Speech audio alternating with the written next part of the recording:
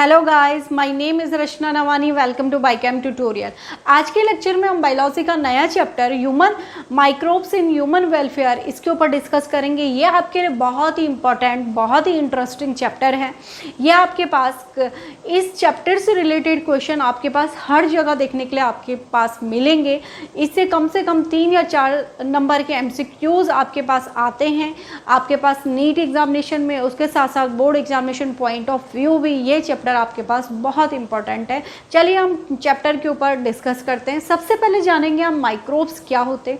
जैसे कि हमारे पास टॉपिक है माइक्रोब्स इन ह्यूमन वेलफेयर। सबसे पहले जानेंगे कि माइक्रोब्स क्या होते हैं। माइक्रोब्स मीन्स जो माइक्रो ऑर्गेनिज्म है, जो लिविंग ऑर्गेनिज्म है। माइक्रो ऑर्गेनिज्म क्या होते हैं? जो कि हमें जो माइक्रो साइज के होंगे वो माइक्रो ऑर्गेनिज्म है। माइक्रो ऑर्गेनिज्म बहुत ही स्मॉल साइज के होते हैं, नेकेड आई से हम इनको नहीं देख पाते, केवल माइक्रोस्कोपिक के नेचर होते हैं। ये माइक्रोस्कोप की मदद से ही हम इनको देख पाते हैं। ये माइक्रो ऑर्गेनिज्म होते हैं। माइक्रोब्स इन ह्यूमन वेलफेयर जैसे कि हमारा चैप्टर है, आज के चैप्टर में हम माइक्रो ऑर्गेनिज्म की हम बुराई नहीं करेंगे। आज के चैप्टर में हम माइक्रो ऑर्गेनिज्म के आपके बहुत सारे फ़ायदे गिनाएंगे, किस तरीके से माइक्रो ऑर्गेनिज्म हमारे लिए यूज़फुल होता है। जब हम उनके इतने सारे फ़ायदे पढ़ेंगे तो हम उनकी बुराइयां नहीं देख पाएंगे। ठीक है, तो आज हम माइक्रो ऑर्गेनिज्म के इंटरेस्टिंग टॉपिक के बारे में पढ़ेंगे। माइक्रो ऑर्गेनिज्म के इंटरेस्टिंग फैक्ट के बारे में पढ़ेंगे कि किस तरीके से माइक्रो ऑर्गेनिज्म हमारे लिए बहुत ज़्यादा यूज़फुल होते हैं। वेलफेयर होते हैं। ह्यूमन वेलफेयर हमारे लिए बहुत ज़्यादा उपयोगी होते हैं। किस तरीके से हम इडली डोसा खा रहे हैं, टोडी ड्रिंक पी रहे हैं, या अल्कोहल, जो बहुत सारे लोग अल्कोहल को ड्रिंक करते हैं, या अल्कोहलिक बेवरेज या अल्कोहलिक पेय पदार्थों का यूज़ करते हैं, उसमें भी माइक्रो ऑर्गेनिज्म का यूज़ हो रहा है। यहाँ तक कि हम ब्रेड खा रहे हैं, उसमें भी माइक्रो ऑर्गेनिज्म का यूज़ हो रहा है। इडली डोसा, बहुत सारी फर्मेंटेटेड चीज़ों का हम यूज़ करें, वो भी माइक्रो ऑर्गेनिज्म की देन है। यहाँ तक कि हम जो एंटीबायोटिक यूज़ करें उसमें माइक्रो ऑर्गेनिज्म का इंपॉर्टेंट रोल है। यहाँ तक कि जो हम कर्ड खा रहे हैं वो भी माइक्रो ऑर्गेनिज्म की वजह से ही, माइक्रो ऑर्गेनिज्म का हमारे लिए बहुत बेनिफिशियल प्रयोग है, जिसको कि हम यूज़ करते हैं और जो हमारी बॉडी के लिए बेनिफिशियल इफेक्ट को शो करता है। तो आज के लेक्चर में हम जितने भी माइक्रो ऑर्गेनिज्म हैं उनकी अच्छाइयों के बारे में पढ़ेंगे, उसको हम डिस्कस करेंगे। कौन से माइक्रो ऑर्गेनिज्म ऐसे हैं जो हमारे बहुत ज़्यादा यूज़फुल है, हम उसको 1 by 1 step by step study करेंगे अपने टॉपिक के अकॉर्डिंग। अब देखिएगा, कुछ हम कैरेक्टरिस्टिक फीचर्स देखेंगे माइक्रो ऑर्गेनिज्म होता है क्या। सबसे पहले हमने डिस्कस करा माइक्रो ऑर्गेनिज्म वो होते हैं जो साइज में क्या होते हैं, बहुत छोटे होते हैं, जिनको हम नेक्ड आई से नहीं देख सकते, नेकेड आई से, और माइक्रोस्कोपिक इन नेचर होते हैं। और इसके साथ साथ micro organism cosmopolitan in nature होता है। अब कॉस्मोपॉलिटन क्या होता है? Micro organism cosmopolitan in nature होता है, मीन्स हर जगह पाया जाता है। माइक्रो ऑर्गेनिज्म पानी में पाई जाता है, माइक्रो ऑर्गेनिज्म सॉइल में पाई जाएगा, माइक्रो ऑर्गेनिज्म एयर में पाई जाता है। यहाँ तक कि जो माइक्रो ऑर्गेनिज्म होते हैं वो हमारे बॉडी के अंदर भी पाए जाते हैं, प्लांट में पाए जाते हैं, एनिमल में पाए जाते हैं, ह्यूमन बॉडीज में पाए जाते हैं, सब जगह माइक्रो ऑर्गेनिज्म पाए जाते हैं, एवरीवेयर। ठीक है, यहाँ तक कि समुद्र के अंदर भी माइक्रो ऑर्गेनिज्म पाई जा सकते हैं, बर्फ़ में भी, कोल्ड टेम्परेचर में भी माइक्रो ऑर्गेनिज्म पाई जाते हैं, एक्सट्रीम हाई टेम्परेचर में भी माइक्रो ऑर्गेनिज्म पाई जाते हैं।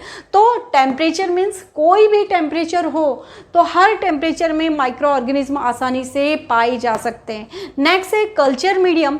अगर हम माइक्रो ऑर्गेनिज्म में कोई भी कल्चर मीडियम के माध्यम से हम माइक्रो ऑर्गेनिज्म की कॉलोनियल फॉर्म को तैयार करते हैं, तो सपोज ये हमारे पास माइक्रो ऑर्गेनिज्म है, प्लस हमने इसमें क्या डाला, कल्चर मीडिया डाला या कल्चर मीडियम का यूज़ किया। कल्चर मीडियम का यूज़ करने पर इसका माइक्रो ऑर्गेनिज्म का क्या बन गया, कॉलोनियल मास बन गई। इसकी क्या बन गई, इसकी कॉलोनीज बन गई। अब इसको हम किससे देख सकते हैं, इस कॉलोनीज को हम अपने माइक्रोस्कोप की मदद से भी देख सकते हैं। और ये हमारे पास कैसे दिखेगा, अगर हम नेकेड आई से देखेंगे तो ये हमारे पास डॉट लाइक स्ट्रक्चर दिखेगा। इस तरीके से हम माइक्रो ऑर्गेनिज्म की स्टडी करते हैं। माइक्रोब्स यूज़फुल और हार्मफुल। माइक्रोब्स, अभी तक हमने यही पढ़ा था कि माइक्रो ऑर्गेनिज्म की वजह से क्या क्या डिजीज़ होती है, लेकिन आज के उसमें पढ़ेंगे हम माइक्रो ऑर्गेनिज्म किस तरीके से हमारे लिए इस चैप्टर के अंदर माइक्रो ऑर्गेनिज्म किस तरीके से ह्यूमन वेलफेयर के लिए हम यूज़ करते हैं, माइक्रो ऑर्गेनिज्म किस तरीके से हमारे लिए यूज़फुल होते हैं, बेनिफिशियल होते हैं, किस तरीके से हमारे बॉडी में इनको यूज़ करने से बेनिफिशियल इफेक्ट आते हैं। अब एक बात और, माइक्रो ऑर्गेनिज्म की जब हम स्टडी करते हैं तो माइक्रो ऑर्गेनिज्म हम पढ़ते हैं, हमने 5 किंगडम क्लासिफिकेशन पढ़ा, याद कीजिएगा 5 किंगडम क्लासिफिकेशन हमने पढ़ा जो कि R.H. व्हिटेकर ने दिया था। तो 5 किंगडम क्लासिफिकेशन में सबसे पहले हमने मोनेरा पढ़ा। तो मोनेरा में भी क्या होते हैं, माइक्रो ऑर्गेनिज्म होते हैं। मोनेरा में हमने archaebacteria and eubacteria के बारे में डिस्कस करा। तो इनमें ये भी क्या होते हैं, माइक्रोस्कोपिक इन नेचर होते हैं, ठीक है, माइक्रोस्कोपिक होते हैं, इनमें भी माइक्रो ऑर्गेनिज्म के बारे में हमने पढ़ा, ठीक है। अब हम मोनेरा के बाद क्या पढ़ते हैं, प्रोटिस्टा। तो प्रोटिस्टा में भी हमारे पास क्या होते हैं, माइक्रो ऑर्गेनिज्म होते हैं। प्रोटिस्टा के बाद हमने फंजाई पढ़ा, फंजाई भी क्या होते हैं, माइक्रो ऑर्गेनिज्म इन नेचर होते हैं। इसमें हम स्टडी करेंगे ईस्ट की भी, जो कि यूज़फुल होता है। फंजाई के बाद हमने प्लांटी पढ़ा। तो प्लांटी में भी क्या होते हैं, माइक्रो ऑर्गेनिज्म होते हैं। प्लांट में भी क्या होते हैं, माइक्रो ऑर्गेनिज्म पाई जाते हैं। उसके बाद हमने एनिमेलिया पढ़ा। तो एनिमेलिया में भी क्या होते हैं, माइक्रो ऑर्गेनिज्म पाई जाते हैं एनिमल्स की बॉडी के इनसाइड में, ठीक है, बॉडी के अंदर भी। तो यहाँ सब जगह हमारे पास क्या होते हैं, माइक्रो ऑर्गेनिज्म पाई जाते हैं। अब हम डिटेल स्टडी करेंगे। यहाँ तक हमने कवर किया कि माइक्रो ऑर्गेनिज्म क्या होते हैं, कहाँ कहाँ पाए जाते हैं, कौन से टेम्परेचर में रह सकते हैं। 5 किंगडम क्लासिफिकेशन में भी हमने प्रीवियस क्लास में भी 5 किंगडम क्लासिफिकेशन में माइक्रो ऑर्गेनिज्म की जिक्र की थी। तो आज के लेक्चर में हम माइक्रो ऑर्गेनिज्म का यूज़ पढ़ेंगे, किस तरीके से माइक्रो ऑर्गेनिज्म यूज़फुल होते हैं। फर्स्ट है microbes in household product, नाम से ही पता चल रहा है, बहुत इजी है। मज़े से पढ़ोगे स्टूडेंट तो आपको इंटरेस्टिंग लगेगा टॉपिक, और इजी आपकी समझ में आने वाला चैप्टर है। बहुत आसान है, इंटरेस्टिंग है, आपको पढ़ने में बहुत अच्छा लगेगा अगर आप मन लगा के पढ़ोगे तो। Microbes in house hold products, ये आपको पढ़ते पढ़ते ही लर्न हो जाएगा। Microbes in household product means micro organism जो है हमारे घरेलू जो जितने भी हमारे पास प्रोडक्ट होते हैं उनमें हम किस तरीके से माइक्रो ऑर्गेनिज्म का यूज़ करते हैं। अब देखिएगा, फर्स्ट हमने लिखा लैब, लिखा मैंने। तो लैब का क्या मतलब है, लैक्टोबैसिलस बैक्टीरिया, ठीक है। तो ये लैब कहाँ पाई जाता है, हमारे पास मिल्क में पाई जाता है। मिल्क में कौन से बैक्टीरिया पाई जाते हैं, लैक्टोबैसिलस बैक्टीरिया पाई जाते हैं, ठीक है। तो ये मिल्क में कौन सी एसिड होती है, दूसरा इंपॉर्टेंट क्वेश्चन। मिल्क को जब हम कर्डनिंग ऑफ मिल्क करते हैं तो उसमें कौन से बैक्टीरिया रिस्पॉन्सिबल होते हैं, कर्डनिंग ऑफ मिल्क के लिए लैक्टोबैसिलस रिस्पॉन्सिबल होते हैं। दूसरा इंपॉर्टेंट क्वेश्चन, मिल्क में कौन सी एसिड होती है, मिल्क में लैक्टिक एसिड होती है। 2 इंपॉर्टेंट क्वेश्चन बन गए यहाँ से, मिल्क में लैक्टिक एसिड होती है। अब देखिएगा, ये लैब है हमारे पास, मिल्क है। मिल्क, ध्यान दीजिएगा, मिल्क को हम जब ल्यूक वार्म करते हैं, हल्का सा हम मिल्क को गुनगुना करते हैं और स्पेसिफिक टेम्परेचर पर या सूटेबल टेम्परेचर पर इनोकुलम का मतलब क्या होता है, इनोकुलम का मतलब होता है जामन, ठीक है।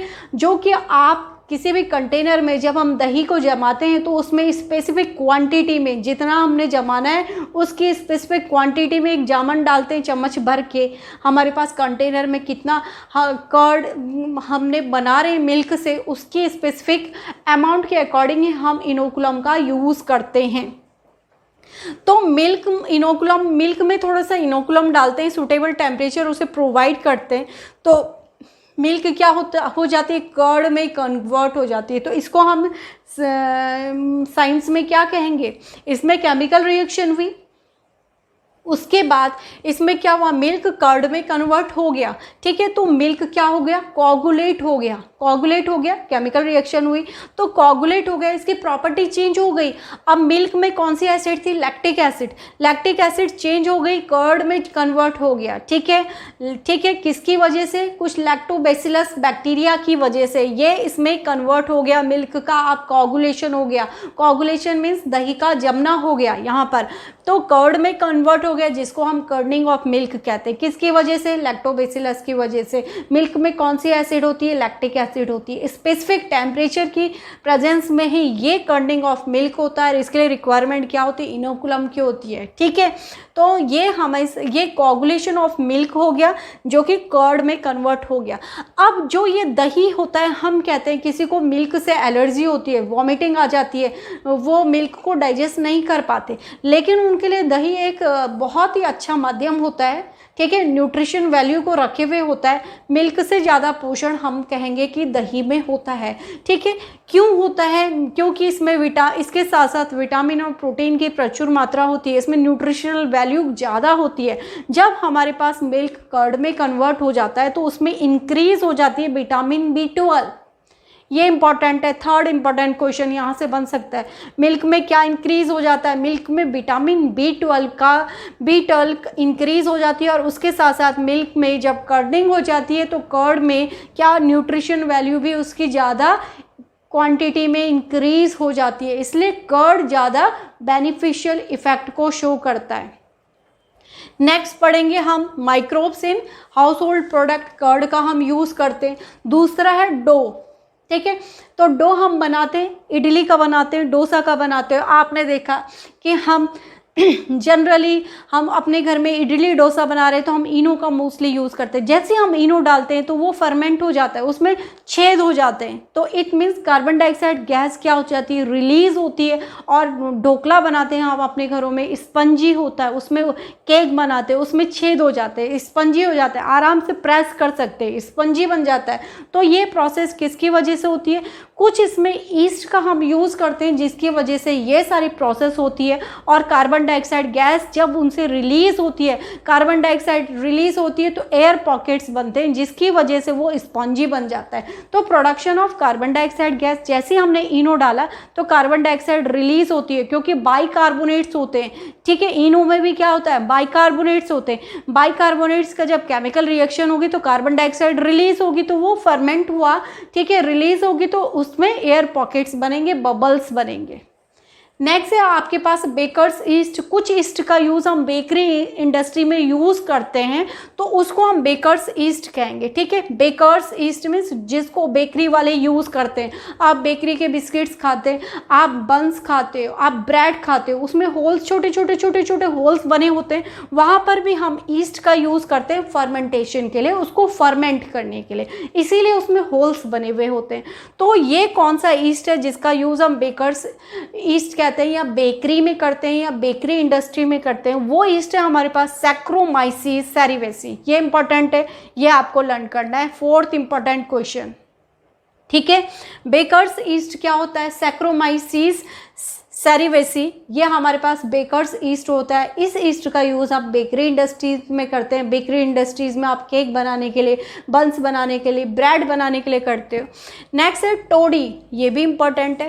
टोडी से रिलेटेड क्वेश्चन आपके पास बहुत ज़्यादा पूछे जाते हैं। टोडी एक इंपॉर्टेंट क्वेश्चन है आपके पास। टोडी क्या होता है? एक ट्रेडिशनल ड्रिंक होती है। कहाँ पर होती है? नॉर्थ इंडिया में नहीं, साउथ इंडिया में। साउथ इंडिया में टोडी एक ट्रेडिशनल ड्रिंक होती है जो बहुत ज़्यादा पी जाती है। तो साउथ इंडिया में जो ट्रेडिशनल ड्रिंक होती है वो टोडी होती है। अब साउथ इंडिया में पाम बहुत ज़्यादा होता है, तो ये जो ड्रिंक बनाई जाती है इस पाम से बनाई जाती है। तो ये पाम इज़ अ या toddy is a form of alcohol, ठीक है। टोडी क्या होता है? अल्कोहल की एक फॉर्म होती है जो कि अल्कोहलिक पेय पदार्थ है या अल्कोहलिक बेवरेज है। समझ में आ गया? तो टोडी क्या होती है? ट्रेडिशनल ड्रिंक है साउथ इंडिया की जो कि पाम से बनाई जाती है। टोडी एक अल्कोहलिक पेय पदार्थ है, ठीक है, ट्रेडिशनल ड्रिंक है। कहाँ की? साउथ इंडिया की। इससे रिलेटेड क्वेश्चन भी आपके पास आते हैं, ठीक है। फॉर्म ऑफ अल्कोहलिक बेवरेज में हम किसका यूज़ करें? टोडी का यूज़ करते हैं। तो इसको भी, ये भी फर्मेंटेशन प्रोसेस से बनता है, इसके लिए भी हम फर्मेंट करने के लिए ईस्ट का यूज़ करते हैं। उसके साथ साथ फिश को फर्मेंट करने के लिए ईस्ट का यूज़ करा जाता है। सोयाबीन को फर्मेंट करा जाता है। बैम्बू शूट्स, बहुत सारे लोग बैम्बू शूट्स का यूज़ करते हैं। बैम्बू शूट्स का यूज़ बहुत सारे खाने के लिए, सब्जियों में हम इन शूट्स का यूज़ करते हैं। इनको खाया जाता है, इनको फर्मेंट करा जाता है। फर्मेंट करके इनको फूड और इनके पिकल्स हम बनाए जाते हैं, अचार बनाया जाता है इनका। तो बैम्बू शूट्स का भी साउथ में बहुत ज़्यादा प्रचलन है। चीज़, अब चीज़ तो आप बहुत ज़्यादा खाते हो बर्गर में या बहुत सारे फूड आइटम्स में आप चीज़ का यूज़ करते हो, तो डिफरेंट टाइप्स की चीज़ होती है, बहुत सारी टाइप्स की चीज़ होती है और हर टाइप्स की चीज़ में अलग अलग टाइप का फ्लेवर ऐड किया जाता है। तो चीज़ भी डिफरेंट टाइप्स की होती है और चीज़ में जो फ्लेवर होता है वो भी डिफरेंट टाइप का होता है। तो हम यहाँ पर कुछ ही चीज़ का जिक्र करेंगे, जैसे कि स्विस चीज़ आपके बुक में मेंशन है। स्विस चीज़ भी फर्मेंटेटेड चीज़ है। इसमें कार्बन डाइऑक्साइड का कंसंट्रेशन इंक्रीज हो जाता है, जिसमें कार्बन डाइऑक्साइड रिलीज ज़्यादा से ज़्यादा होगी उस चीज़ वो उतनी ज़्यादा फर्मेंटेटेड चीज़ होगी, उसमें उतने ज़्यादा एयर पॉकेट्स बनेंगे। तो ये बैक्टीरियम की मदद से होता है। वो कौन सा बैक्टीरिया है जो कि इसको फर्मेंट करने के लिए हम यूज़ करते हैं या कार्बन डाइऑक्साइड का कंसंट्रेशन जो रिलीज़ करने के लिए बढ़ाता है, वो क्या है? प्रोपिनियोबैक्टीरियम सरमानी। ठीक है, प्रोपिनियोबैक्टीरियम सरमानी। तो ये हमारे पास ऐसा बैक्टीरियम है जिसकी मदद से हम स्विस चीज़ को ऑब्टेन करते हैं। नेक्स्ट चीज़ है हमारे पास रॉकफोर्ट चीज़। ठीक है, ये हमारे पास स्पेशल टाइप की फंजाई से हम इस चीज़ को ऑब्टेन करते हैं। यह आपके पास एनसीईआरटी में मेंशन है। ये दोनों ही चीज़ आपको अच्छी तरीके से पढ़ने हैं कि इनका सोर्स क्या है। ये हमारे पास बैक्टीरियम से ऑब्टेन होती है। वो बैक्टीरियम क्या है? प्रोपिनियोबैक्टीरियम सरमानी। ठीक है, इससे आपके पास स्विस चीज़ ऑब्टेन होती है। रॉकफोर्ट चीज़ आपके पास ऑब्टेन होती है स्पेशल टाइप की फंजाई से। तो इस तरीके से आज के लेक्चर में हमने microbes in household product means जिन प्रोडक्ट का यूज़ हम अपने घरों में करते हैं, अपने दैनिक जीवन में करते हैं, अपनी लाइफ में करते हैं, वो हमारे पास वो कौन कौन से प्रोडक्ट हैं और उसमें किस तरीके से माइक्रोब्स हमारे लिए यूज़फुल होते हैं, या कौन कौन से प्रोडक्ट को फर्मेंट करने के लिए हम माइक्रो ऑर्गेनिज्म का यूज़ करते हैं, वो किस तरीके से हमारे लिए बेनिफिशियल है। आज के लेक्चर में हमने इतना पढ़ा। आई थिंक स्टूडेंट आपको ये लेक्चर समझ में आएगा, तो प्लीज़ चैनल को लाइक एंड सब्सक्राइब जरूर करें। वीडियो को अपने फ्रेंड के साथ शेयर कीजिएगा। Thank you for watching.